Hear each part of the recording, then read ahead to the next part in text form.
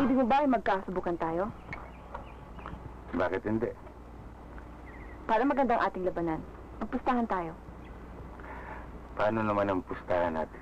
Kung ako ang mananalo, akin ang lahat ng manika at maskara sa tindahan mo. Eh, kung ako naman ang mananalo, Hindi ka mananalo sa akin.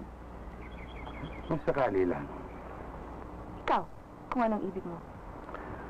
Kung ako mananalo, bibigyan mo ako ng isang halik. Isa lang, kahit 10.